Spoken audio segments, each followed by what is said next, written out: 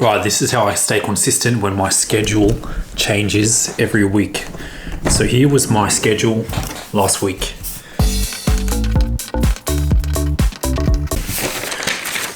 Last week's schedule was Tuesday to Friday. I worked on those 4 days. The week before that,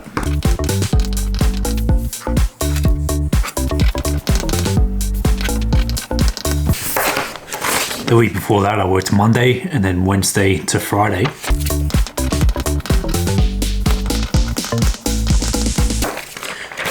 The week before that, I worked Sunday and then Tuesday to Thursday. And this week, I've started again. The first day of the working week is the Sunday, and I worked yesterday, which was Sunday. So as you guys can see, every week changes on my schedule. I'm still trying to adapt and try and fit in my training sessions around that schedule without missing exercises or not being consistent. So in this video, I'm going to show you guys what I'm doing to try and stay consistent. And today I don't really feel like working out, partly because I'm feeling pretty tired, partly because it's a leg day.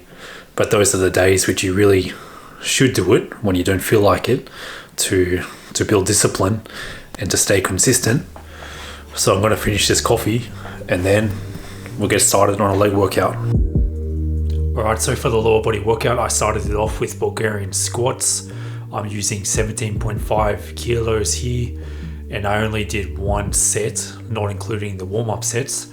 That's because my current goal is to get a six-pack, as you guys said, but other than that, I'm more focused on upper body than lower body. So I'm not doing too much volume for lower body because I don't want to unnecessarily overwhelm my nervous system. The next exercise I moved on to was barbell Romanian deadlift.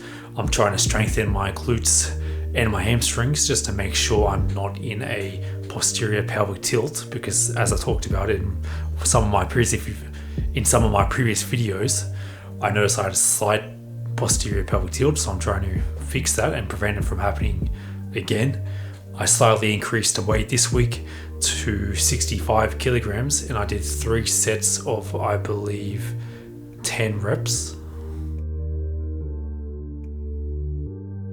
The next exercise I did was barbell back squats. Recently I've been doing front squats, but I just don't have the wrist mobility for it at the moment. My wrists get a bit painful when I try to do front squats with the wrists bent back, so I decided to do back squats instead.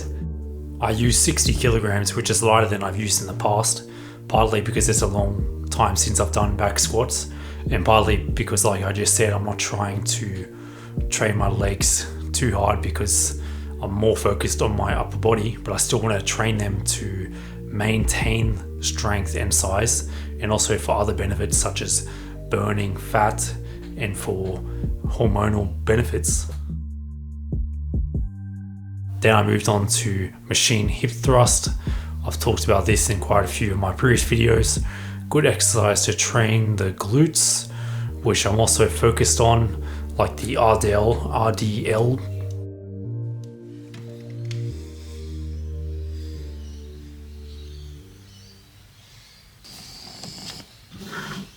It's now the next day and I have today off as well.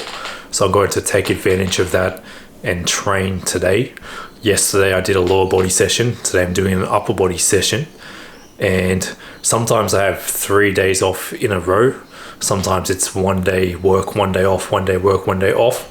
So I've decided that the current split that works best for me is an upper body, lower body split.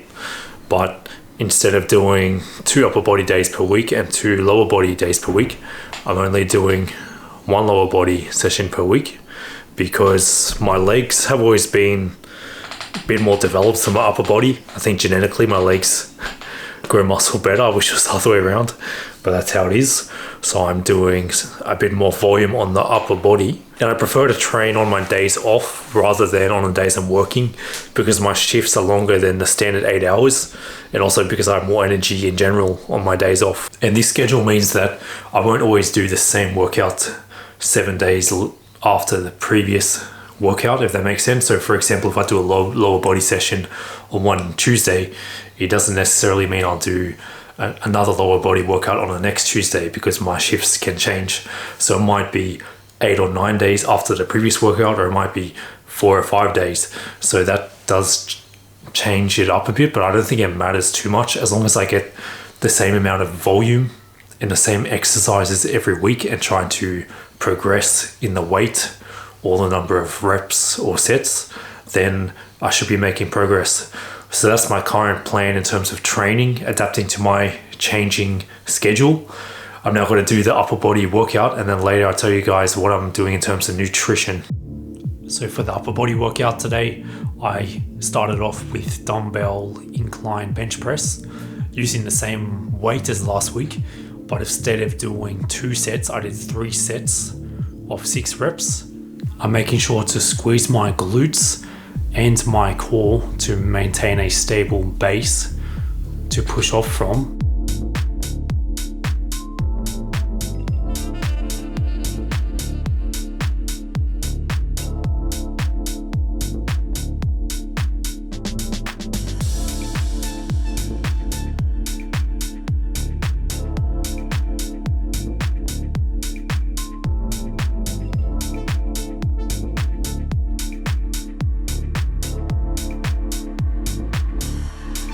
After that, I did wide grip seated row. I'm mainly trying to target my upper back here, specifically my rear delts and rhomboids and upper traps. I'm trying to go slow on the eccentric here, holding for around about 3 seconds. This is the last exercise I filmed for this workout, but I did a few more exercises such as a cable row, dumbbell lateral raise, a dumbbell curl, and a few other exercises.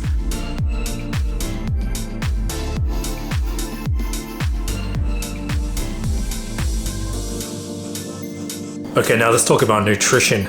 So in terms of meal timing, my work days and my off days are pretty similar. I have 4 meals, the first one around 10 a.m, second one around 1 p.m, third one 3:30 p.m, and the last one is a bit later in work days because I get home a little bit later, but overall it's pretty similar. In terms of what I'm eating, there's a few similarities, but a few differences. The similarities is every morning at around 10 a.m, I have a coffee, and on my work days, I have it with a peanut butter sandwich.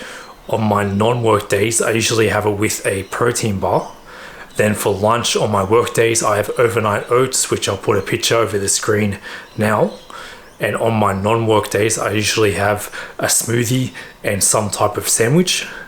Then for the third meal on my work days, I have 3 eggs, and I often have a Up and Go, a protein one that has around 17 grams of protein. Whereas on my non-work days, I still have the 3 eggs, but I have it with a protein shake and an apple.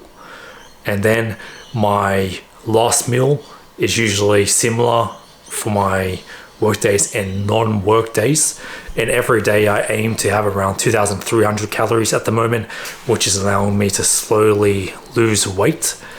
And for protein, I'm aiming for around 145 grams to 150 grams of protein, which I hit on pretty much every day, regardless if I'm working or not working. Another thing I try to keep consistent is sleep. I pretty much go to the bed at the same time every night around about 9 p.m, and I wake up at the same time every day around about 6 a.m, although today I did sleep in a little bit to get some extra rest. One thing I'm trying to keep in mind during this process is that consistency is better than perfection.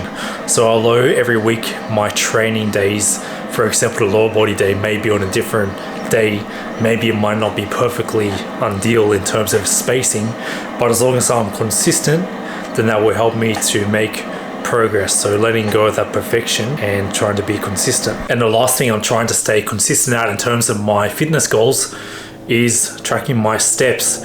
Today I'm up to 4,000 steps, if you guys can see that. And my daily goal is still around 6,000 steps. On my work days, I don't really worry about it too much because I'm doing a lot of activity. But on my work days, on my non-work days, I try and usually get at least 6,000 steps. So I've got 2,000 more to go. After I finish editing, I'm going to get those last 2,000 steps. But anyway guys, that's how I'm staying consistent when my schedule changes every week. If you guys like this video, then make sure you click the like button, and I will see you guys next time.